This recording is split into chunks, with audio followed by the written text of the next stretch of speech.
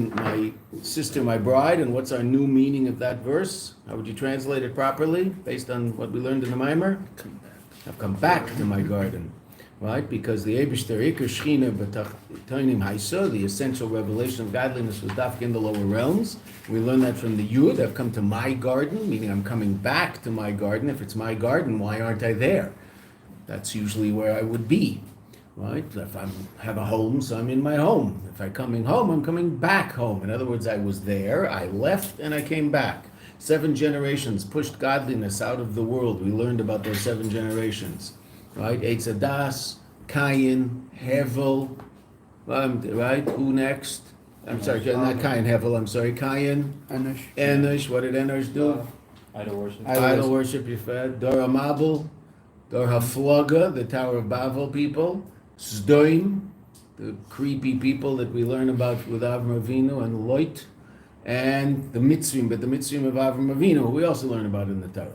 Okay, then 7 generations brought godliness back into the world, which is the last thing we saw because we didn't want to leave ourselves stuck up there far from this world. Avram, Yitzchak, Yaakov, then Levi, Kahas, Amram, and Moshe. Right, Moshe is the 7th generation from Avram Avinu. Avram Avinu is the 20th generation in the world. Moshe Rabbeinu is the 26th generation in the world.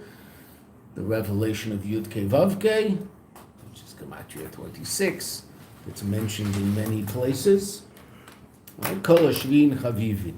Okay, and where was that essential revelation? Well, we didn't see that yet, but that essential revelation is going to be in the Beis HaMikdash. Moshe obviously gets a lot of credit for bringing the Torah from Shemayim to Aretz, but the long-lasting revelation of godliness that Moshe is responsible for is he built the Mishkan in the desert. Ongoing, the Ramban describes the Mishkan as an ongoing Matan Torah experience, meaning in the Kodesh HaKadoshim it's as if we're on the same level as Matan Torah constantly. Okay. So, right after Kol Hashvin Chavivin, which is the beginning of the line in parentheses, with an asterisk, all sorts of landmarks.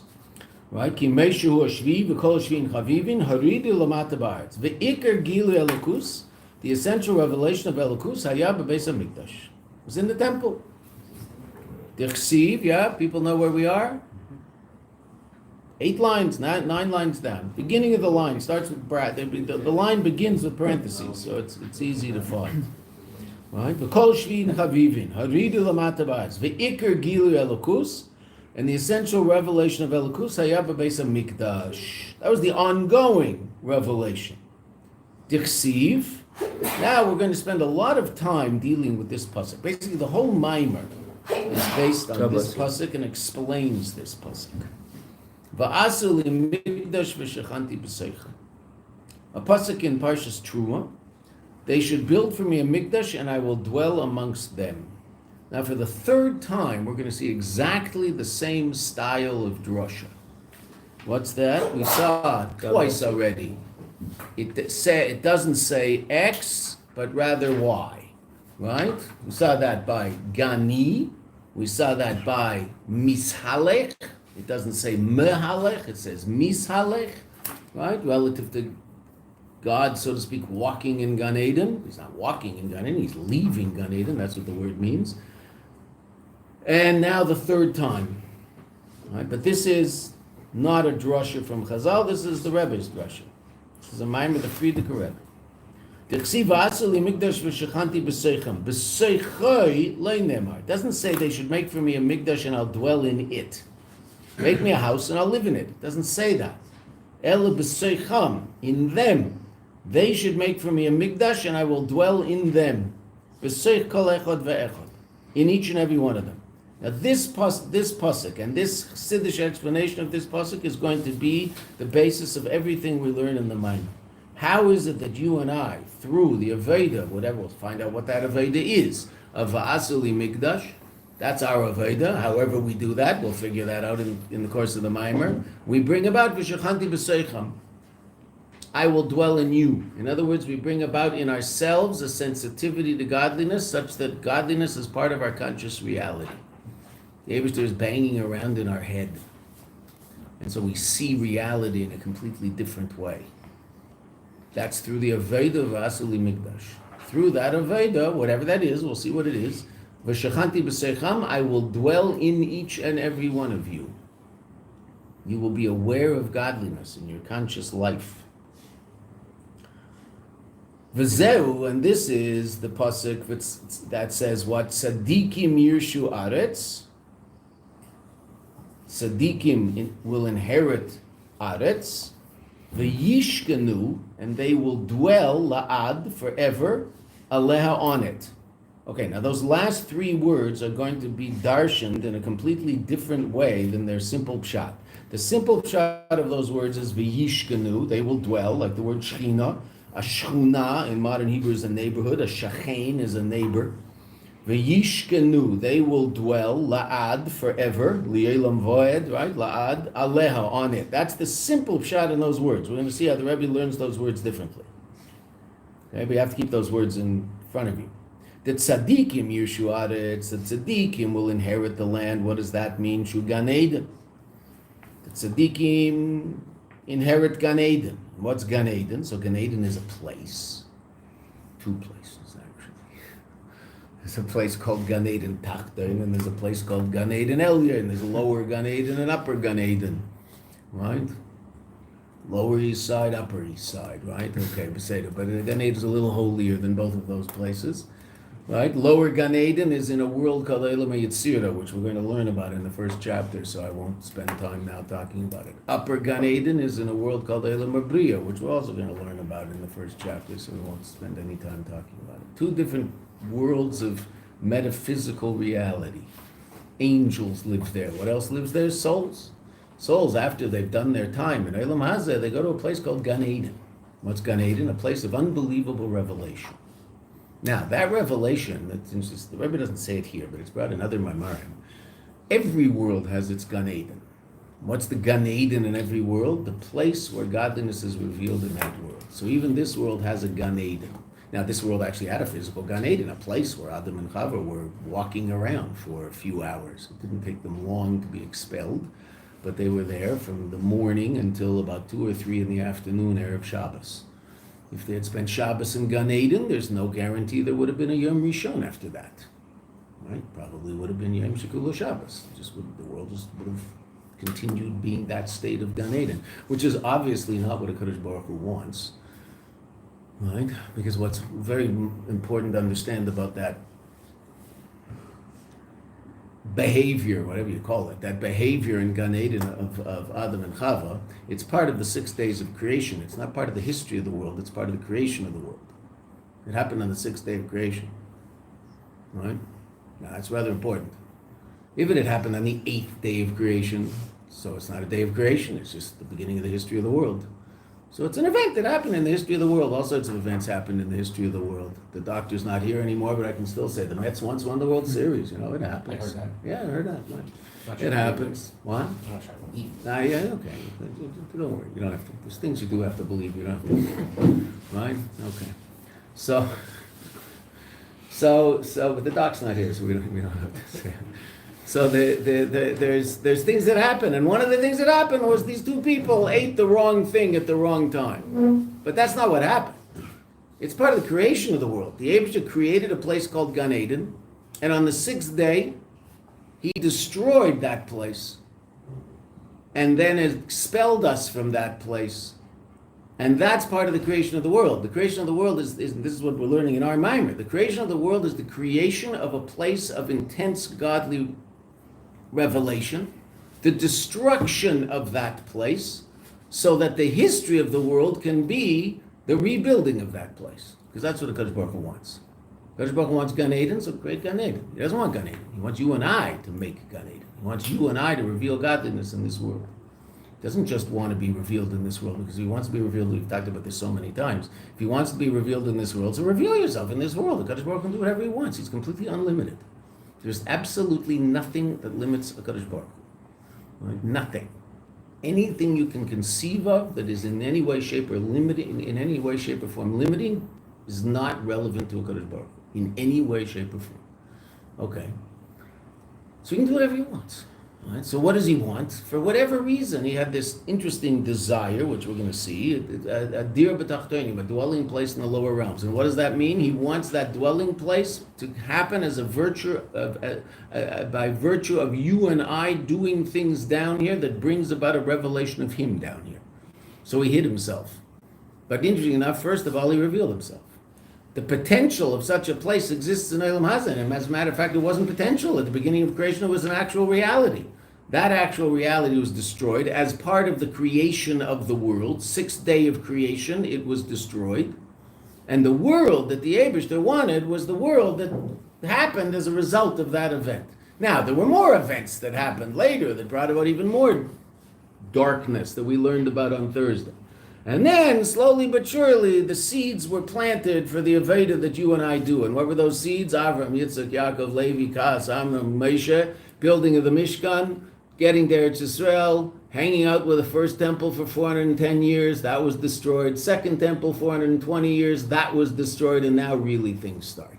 Because now, all of a sudden, people can bring about the building of the third temple, which is already prophesied at the time of the first temple, and that's called Mashiach. And that's the real dir b'tachtonim. That's how it works. And there we are. We're at the end of all that. As Hashem tekefu miyad, we'll see the end of history. When people want to know, Mashiach should just happen already. Okay, I get it. You're right, 100%. But we are talking about the end of the history of the world as we know it. So it's not such a simple event to bring about. It's a little harder than we thought, right? Because everything that ever happened in the history of the world, from Adam and Chava through Genghis Khan until Donald Trump, am I getting better or worse? I'm not sure, right? So all of that, right? All of that will end. That world will no longer, it'll look the same. There'll be oak trees and cedar trees and butterflies and snails leaving slime on the sidewalk. That'll all be happening. But you and I will experience reality in a completely different way, and the world will be very, very different, to the extent that it will be a place of absolute revelation, and all the nonsense that we read about and sometimes run into will cease to exist. Which sounds pretty good to me. Right? Okay. That being said, it takes some time to make that happen. Mm-hmm. And that's what the Rebbe is going to teach us right now. So the tzaddikim yushu aretz shu Gan Eden. What did tzaddikim help bring about? A place of revelation.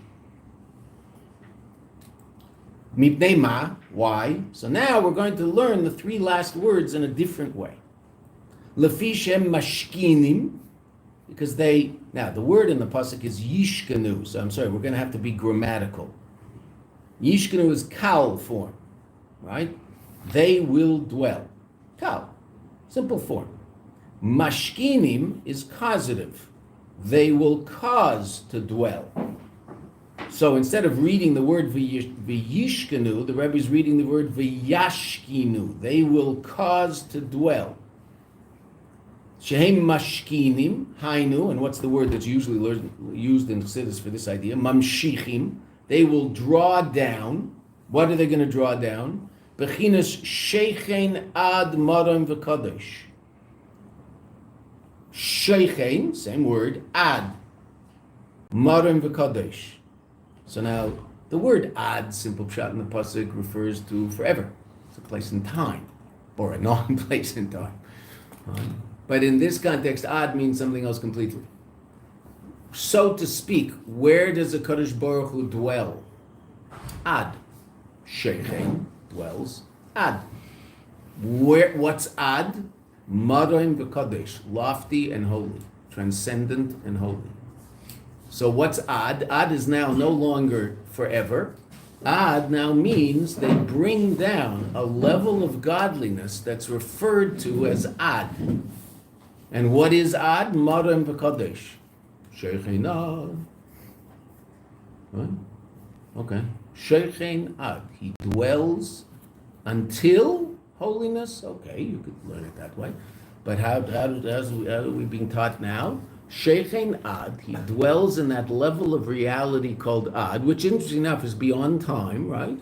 Lielam va'ed, forever, beyond the limitations of time, right? It's also beyond the limitations of space, which is less understood in the word. The word ad, ed yam, also can mean something ornamental, beautiful, jewelry. The Yidden, in order to make the golden calf, took off ed yam. And their punishment was also that their ornaments were taken off, the crowns that they earned through saying Nasa v'nishma. So sheikhen ad. So what do? V'yishkenu la'ad. They cause to dwell that lofty, transcendent level of godliness called ad aleha, on it. Meaning, what are tzaddikim all about? Bringing about a revelation of godliness in this world. That's what tzaddikim do. Amef kulam tzaddikim. Every yid is a tzaddik. Every yid has that ability.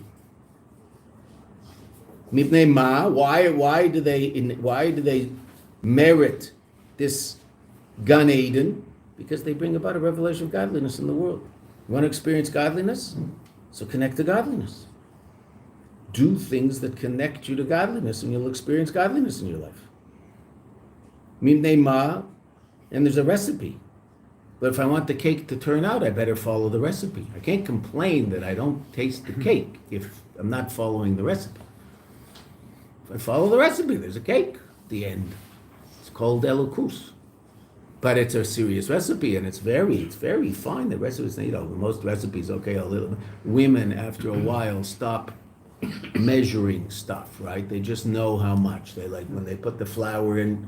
When you and I make a cake, we fill it says 2 cups of flour, we put it in the 2 cups, and we're like leveling it off, and we take out 1 grain, and we think, well, no, maybe I need 1 more grain, and so it has to be exact, because we don't know what we're doing, right? And then we pour it in, and then it says 1 teaspoon of vanilla, so it's and there's a little more, and we shake it out, so it should be more than a teaspoon.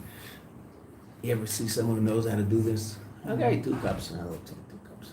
Okay, but you can make a cake like that. You can't do elokus like that.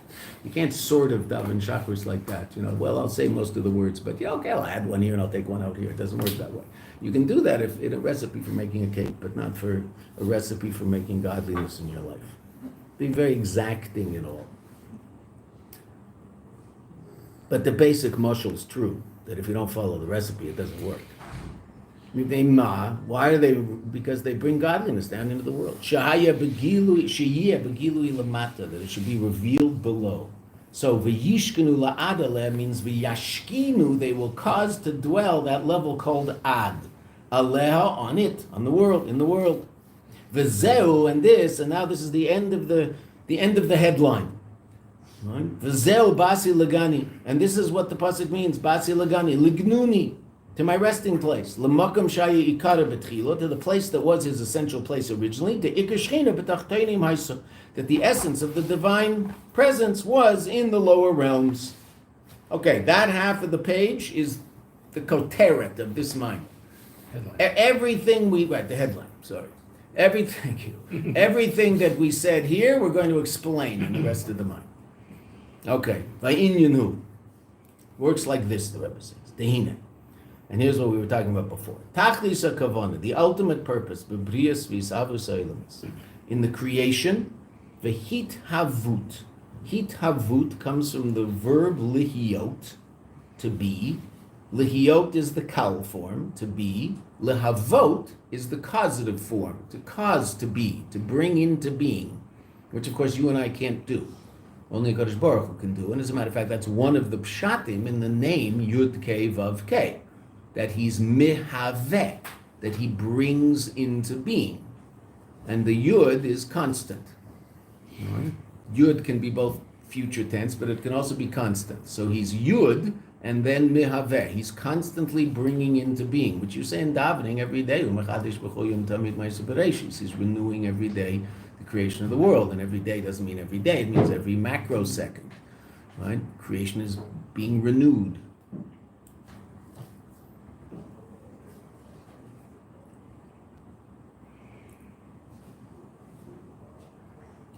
So what's the ultimate purpose of the creation of the world? And the Rebbe now quotes a medrash in Medrash Tanchuma, in Parshas Nosei, which we read a few weeks ago.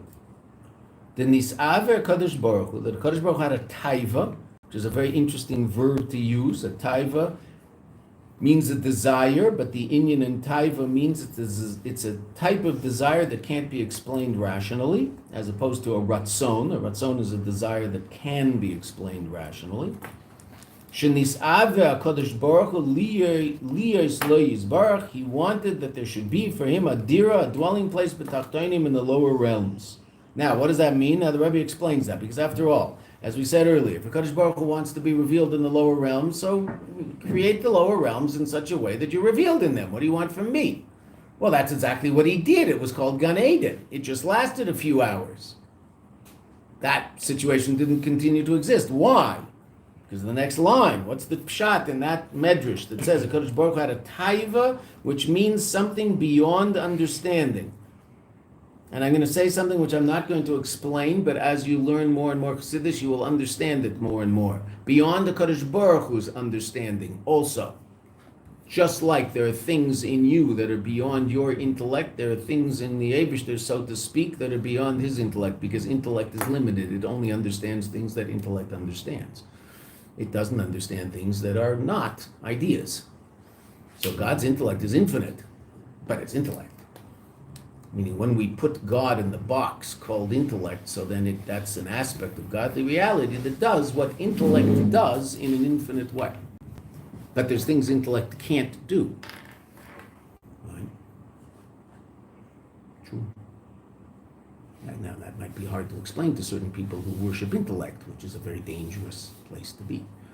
Right? Was that line? Who you looked it up? Who said it?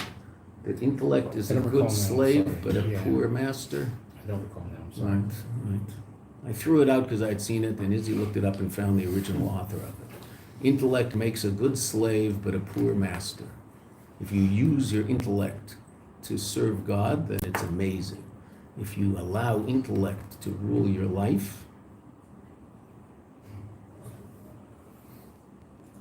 you could end up in very, very dangerous places.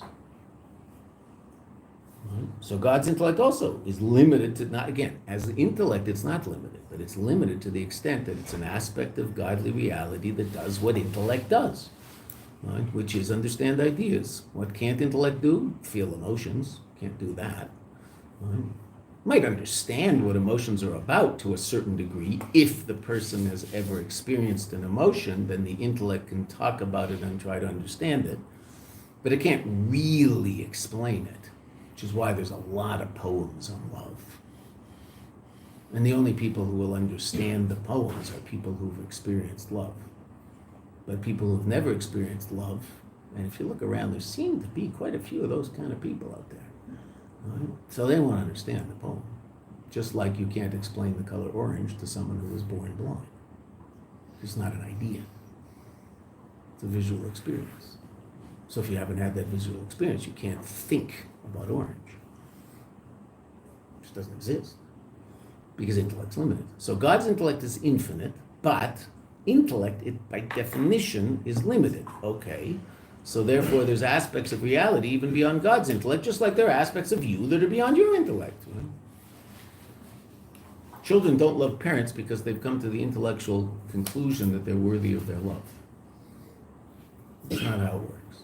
It's a much, much, much deeper connection. Which is why it's more volatile also. It can be very volatile. Because it's not based on intellect. It has to resonate in my intellect. It doesn't come from there.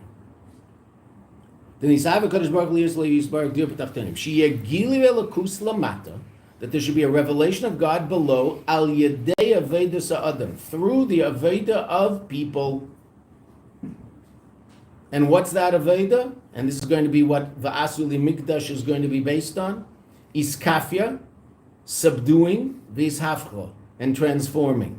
And what are we subduing and transforming? Our animal soul. That aspect of us which might be naturally inclined to be interested much more in self than in anything else. That part of us can be first subdued, but ultimately transformed. So I don't have to stay that way that I might be naturally without any education. Education about Elokus. The neshama tered lamata, that the neshama descends below. The neshama comes down into this world. The soul comes down into this world. Lislabesh v'guf v'nefesh habahamis, to be clothed in a body and a nefesh habahamis, the animal soul. What's the animal soul? The animal soul is the source of conscious you. That experience that you have of I, that's coming from your nefesh habahamis. Is that a negative experience? No, not at all. It's not a negative experience. That's quite an astounding experience. Right? Kadosh Baruch Hu gives you and I an experience of existence. It's absolutely astounding. It's amazing. Hope we appreciate it. Right? Hope we enjoy it. Right? Okay, but now I can use that I solely for the purpose of I, or I can educate myself and illuminate that I so that I is actually more interested in things that are beyond self than self. Naturally, what am I interested in? Self. Not necessarily in a terrible, horrible, disgusting, selfish way. I can be a very nice person, but it's still self-motivated. Right? It makes me feel good to help other people. So why am I helping other people? Because it makes me feel good. So I certainly hope there's all sorts of people out there who need my help. Certainly hope some people are poor, destitute, just got flooded, whatever, so that I can help them. Wouldn't want everybody to have everything they need, then I can't feel good about myself for helping them. That's a little extreme, but I mean, that nefesh could almost go there, right? Go put on tefillin, go do mitzvah tefillin. What might the nefesh habahamis? How might the nefesh habahamis react? You asked some Jew, did you put on tefillin today? Yes. Oh, rats. Darn it. Now I can't put tefillin on him. What do you mean? Baruch Hashem, he put on tefillin today. That's what you're out here for. And if everybody says they put on tefillin, you had the best day you've ever had. Because every single person on the street put on tefillin. Amazing. What's going on here? Must be Mashiach. Oh, darn it. You don't want to do it again? Just to make me feel better? Here, come, put on Rabbeinu Tam. Come over here. We'll put on Rabbeinu Tam, so I'll feel better.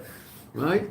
So now, and my nefesh habahamis can take me there, no problem. Right? Why? That's just naturally what he's all about. Does he have to stay there? No. He does not have to stay there at all. He can be educated and elevated and illuminated to be a very able person who really honestly cares about things that have a lot more importance than simply that person called I.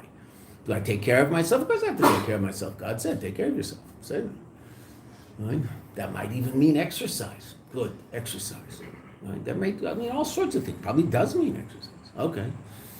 But what's the purpose of it all? The purpose of it all is we were sent here as shluchim, as messengers of Kadosh Baruch Hu, to bring about a revelation of godliness in the world. Can my nefesh habahamis wrap its head around that? Well, we just said it.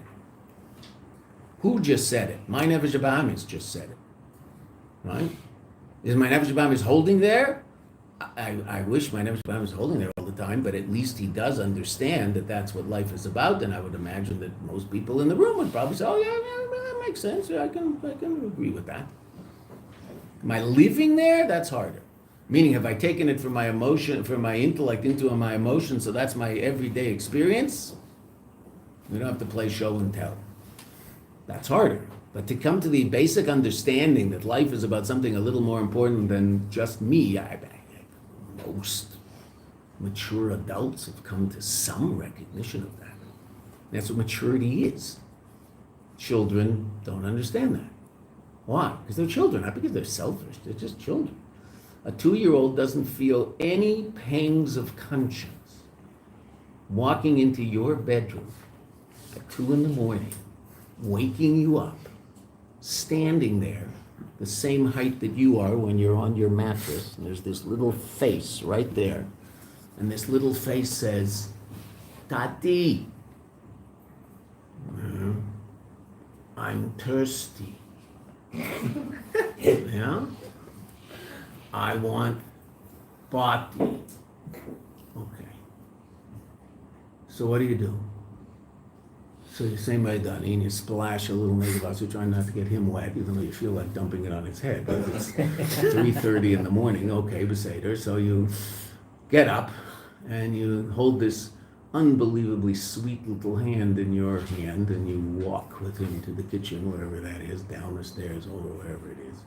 And you get out some say, you put it in his body, and you pick him up, and you give him a hug, and you give him a kiss, and you put him down in the wherever he sleeps. Obviously, he can get out of it, which might be part of the problem.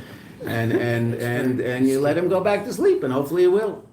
And then you go back to sleep, and you're tired the next day, because a sleep like that is never as good. Okay. Is he selfish? No, he's just 2. Completely reasonable thing for a 2-year-old to do. What if he's 15? No, then he has serious emotional problems, right? That's a seriously emotionally unwell child who thinks that waking up his or her parents, it's not going to be for a bottle of water. It's going to be, I had a bad dream. You're 15 years old. You had a bad dream. Good.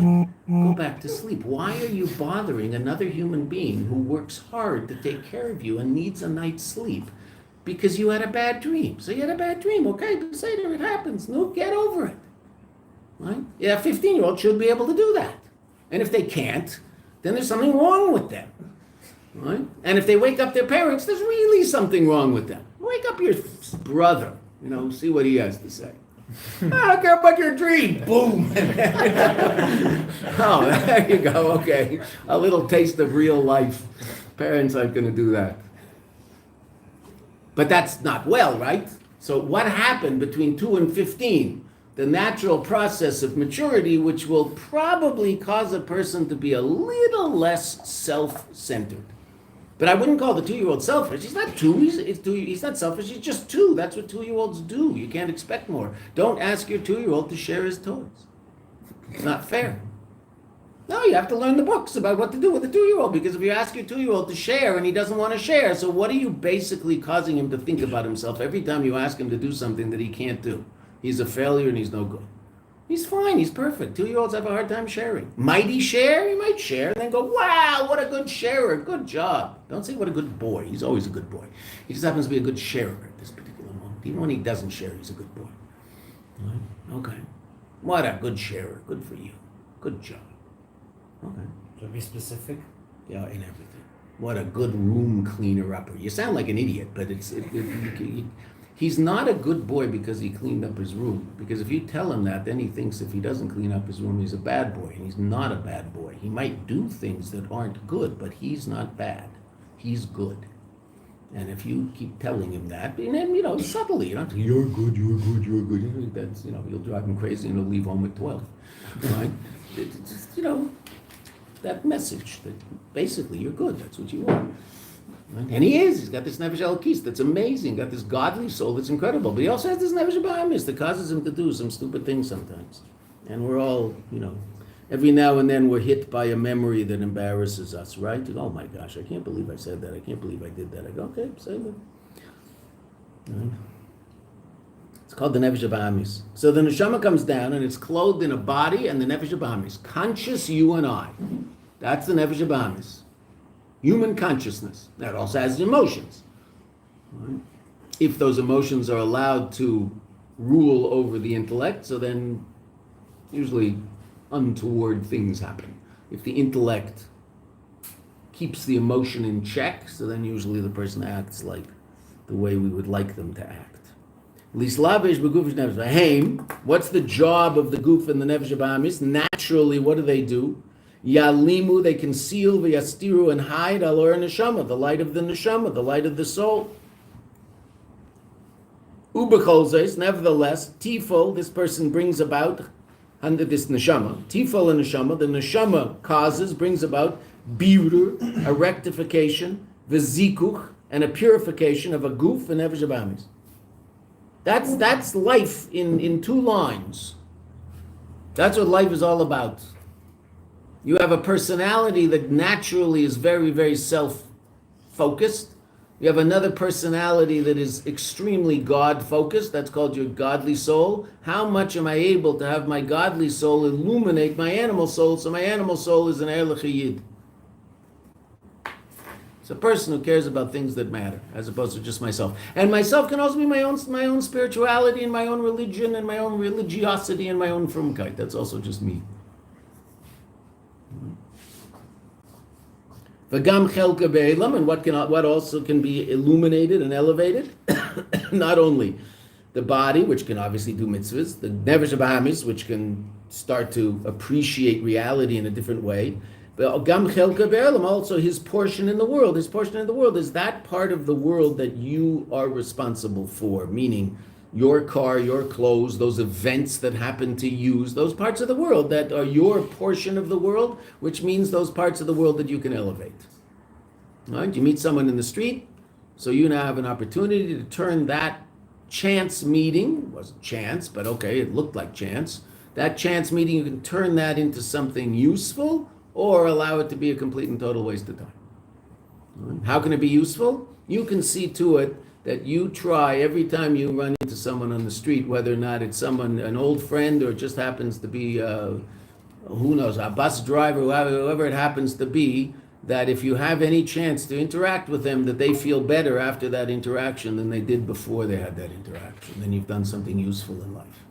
That person feels better. Why? Because they met you.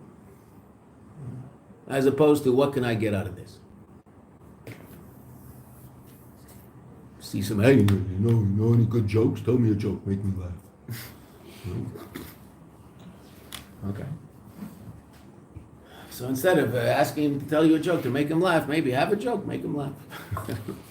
Make him laugh. Right? He might look like he needs a laugh. There's some people who, look like they need a laugh. They need a smile, right? What's a smile?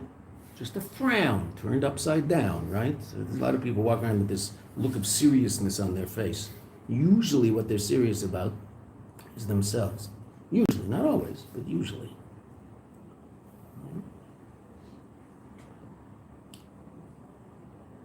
And this is what it means. They should make for me a mikdash and I will dwell amongst them. Okay, so now, what's that? That's all based on iskafia and ishafcha, those two words that we had 3 lines up. So what are those two words? Iskafia means to subdue the Yetzer Hara, subdue the nefesh habahamis, to force the nefesh habahamis to, well, usually it means force the nefesh habahamis to either not do what it might want to do or do what it doesn't want to do. And it literally means force. Kfiyah means force, right? Generally, that word is translated as discipline. To be disciplined relative to the nefesh habahamis, to not allow the nefesh habahamis to have its way, because it might desire certain things that aren't good for me, that I know aren't good for me, right? And so, but it might be very, very hard to say no, because not getting what I want is not a positive feeling all the time. Okay, so it might be that I want something, but I realize it's not a healthy thing to want. Whether that lack of health is it might be physical, or it also could be spiritual, right? So that I don't want this thing because it's not good for me, and so I force myself to somehow stop thinking about it, right? Which is hard to do. Certainly not going to speak about it. Certainly not going to do it. That's called iskafia, discipline, which is absolutely necessary in the beginning of the process. Right? The cigarette smoker, the first 2 weeks is all iskafia. Just don't smoke a cigarette. But I'm dying here. I just want a cigarette. I know, but if you keep smoking, you're going to die faster. So don't don't smoke a cigarette. Right? You want to be at your grandchildren's wedding? Stop. Right? Children's weddings, no problem. Grandchildren's weddings. But once you meet your grandchildren, I think you're going to want to be at their weddings. I know there's something way out there, but just wait. Ooh, wow. Are they cute? Right? And you want to be at their wedding. Okay, so what does it take?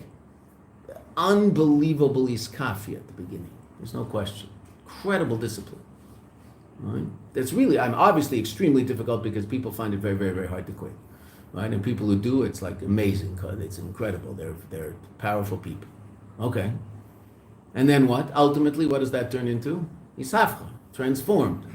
The cigarette smoker, the former cigarette smoker, 5 years after they stopped smoking cigarettes, when a cigarette smoker, after he just smoked a cigarette, walks past them, they find the smell as disgusting as the rest of us. An ashtray just walked by. Right? Now they don't smell it because they have no sense of smell, because the cigarettes wipe out their sense of smell and sense of taste. My father, all of a sudden, once convinced some Mexican. I know my father was this kind of guy. He saw some Mexican. They were in Mexico, and they would go walking behind some guy who was helping them with something, and they had to walk up some steps, and he was a little overweight, and he clearly smoked cigarettes, and he was puffing and puffing. So my father told him that. Took a $20 bill and he ripped it in half, and he gave him half of it. Said, "Here, I'll give you the other half. I'll send it to you in the mail if you write me in 6 months that you stop smoking for 6 months." So the guy said, "Okay." So he gave his address. He would do things like this. Gave him his address, fine. 6 months later, he gets a letter from this guy. "I can't thank you enough. I don't want the other half of the $20 bill. I couldn't care less. You've given me the greatest gift I've ever had in my life." "What was it?" So for the first time in my life, I taste my wife's food. She is such a good cook. You cannot imagine how good her food is. I never knew. That's what he wrote, my father. Stop smoking. Evidently. You know.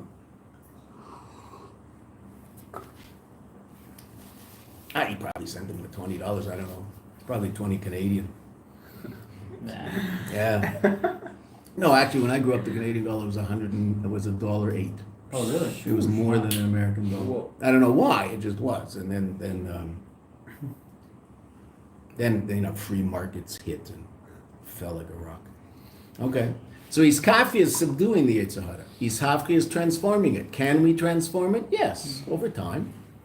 Immediately? No. Can I tell the cigarette smoker not to want a cigarette today? That's a ridiculous thing to tell him. Of course he wants a cigarette today. Does he have to smoke a cigarette today? No. He can do Iskafia, which is really hard. Okay, but he can do that. And he does that for a while, and sooner or later it gets easier. Still hard. It gets less hard, let's put it that. It never gets easy. Right? At a certain point it'll get easy because he's not going to want a cigarette anymore. He's going to forget about it. But that'll take, I don't know how long. That takes quite a while, right? Because there's all those people who tell you, I have no problem quitting. I've quit five times. Well, yeah, okay. That's So how long was it after they quit that they started again? I don't know. I'm not sure. I never had to quit, Baruch Hashem. I don't know whether I'd have the strength to if I ever had to, because, just got lucky not being so stupid at 16 to start. Here in this country, where does everybody start? In the Army. The Army. Everybody starts smoking in the Army. When I was in the Army, you're out there on a roadblock for 6 hours, from 1 a.m. to 7 a.m., and you're going crazy. If the guy you're with is a cigarette smoker, what do you probably do at about 3:30 in the morning? Let me have a cigarette. You just smoke one. I mean, you don't even, you just do something, right? Because you're just going meshuggah. You have to stay awake. Right? Okay. In the Army, right? Israelis start smoking in the Army. Right? Everybody wants to be like John Wayne. Clint Eastwood. Right? Okay. And do they quit? Yeah, some quit, some don't. Most do. So that's Iskafia. And then there's Ishafcha. And can we do that with things other than that? Yeah, absolutely. The change, Ishafcha is a much deeper thing to do, and that affects my subconscious reality. Iskafia is my conscious reality not listening to my subconscious. My subconscious reality wants to do something. I realize it's not a healthy thing to do, so I force myself not to do it. Or vice versa, I force myself to do it. Even though my subconscious tells me I don't want to do it. Don't do it. Okay. So I don't want to get out of bed. Fine. So I force myself to get out of bed. Why? Because I have to get out of bed. That's Iskafia. Ishafcha is that my subconscious reality has changed, so I no longer want that thing that I understood as being negative. Or I'm now completely connected to that thing that I see as positive, subconsciously. So that now I no longer have the battle. I won the war. It was a battle every time. Now I've won the war. Does that happen? Yes, that can happen. Does that happen often? I wouldn't say it happens often. That's what tzaddikim are all about. Tzaddikim have completely transformed their nefesh habahamis so it no longer has any desire for anything that is in any way, shape, or form not connected to godliness. That's what a tzaddik is. Can you and I reach that level relative to certain aspects of our life? Yes, absolutely, 100%. Why not?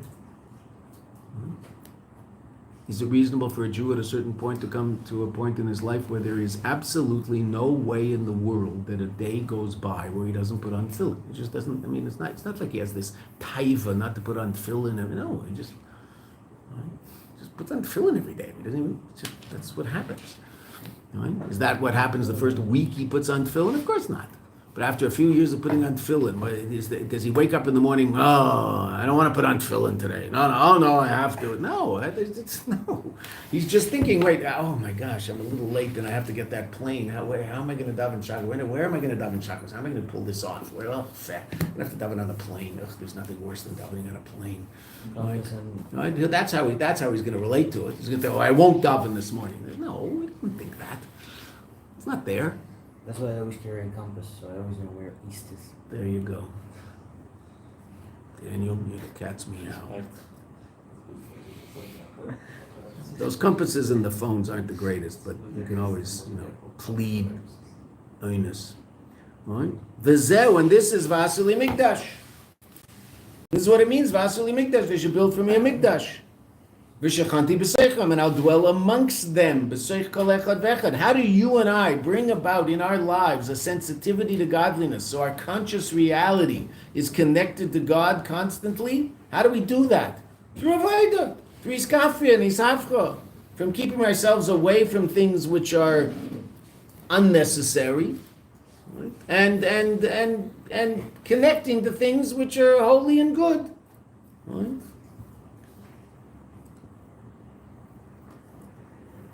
And you develop an appetite for it. People who, try to eat healthy food, guess what? They find healthy food tasty. It's not like they're every day for the next 40 years, they're forcing themselves to eat something. No, that's the food they like. Right, and if you were to give them a glass of Coca-Cola, how can you drink this stuff? It's like drinking sugar. Ugh, fat. Right, okay. And most people at a certain age get past that because it's just too sweet for them, right? Okay. Kids love it. Kids love sugar. Right? Most people after 50 find things that are too sweet just too sweet. I can't eat this. As long as you have to leave at least coffee, you can drink a cup of Coke if you have to, just to make someone feel good. Well, you want me to drink this? Okay, I'll drink it. It's coffee. I'll force myself. Okay. Some people don't like the taste of it anymore. Why not? It's not so good for me, and they got used to the taste of something else. I don't know, whatever they drink. Coconut milk. I don't know. Almond milk. There you go. Coconut water. Coconut water, right? Coconut water. Which the fast days are coming up.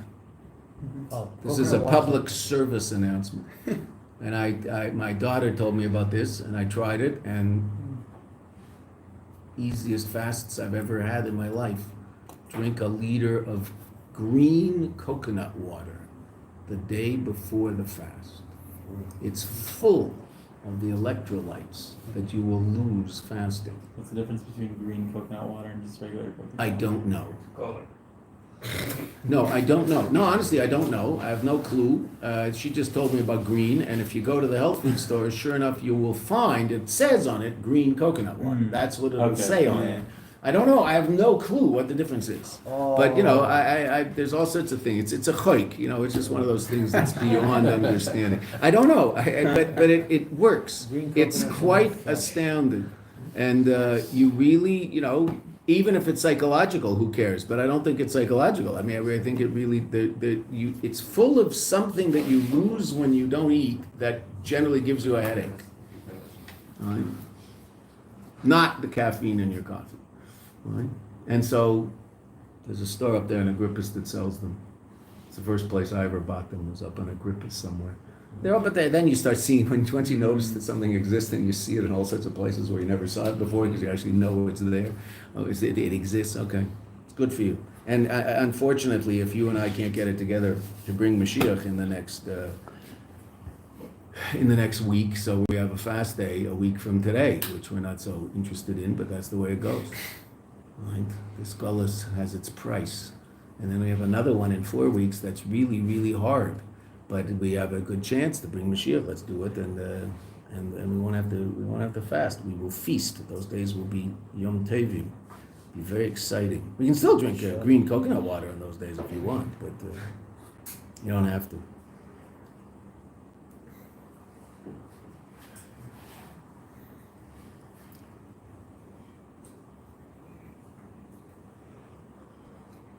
So the Avodah of Iskafia and Ishafra is what brings about this recognition of godliness. Hu al yedei, let's do a couple more lines and then we'll stop.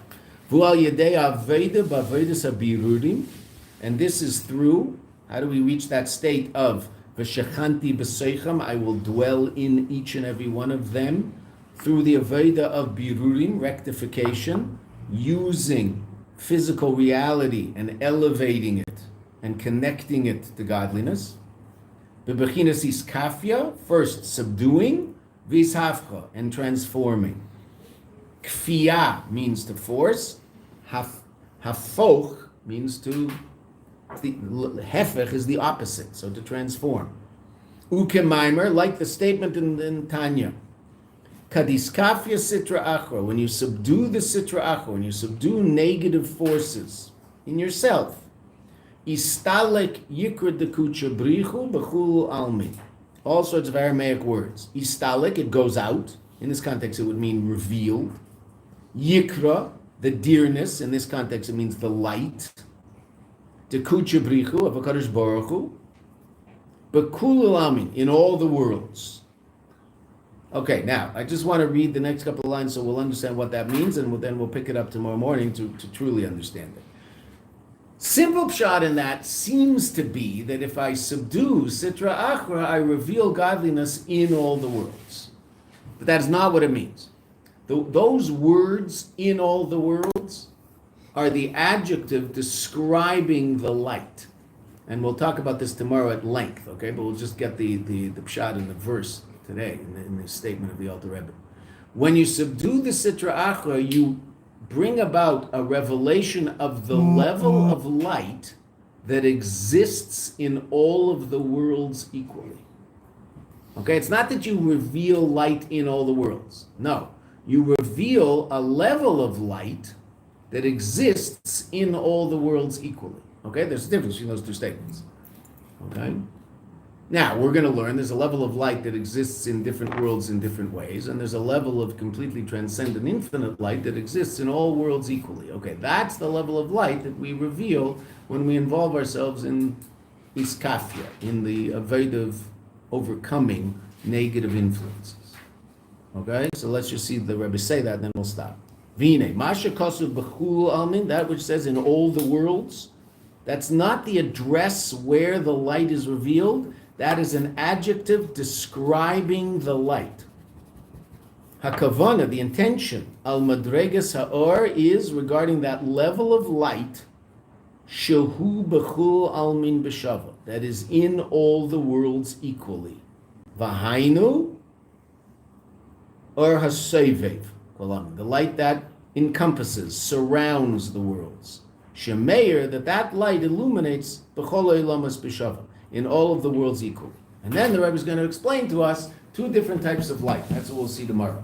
A light called namale, a level of light that fills reality, and a light called seve, a level of light that is infinite and transcends and, so to speak, surrounds reality. We have to understand what that all means. Okay, so we don't understand what that means now. That's okay.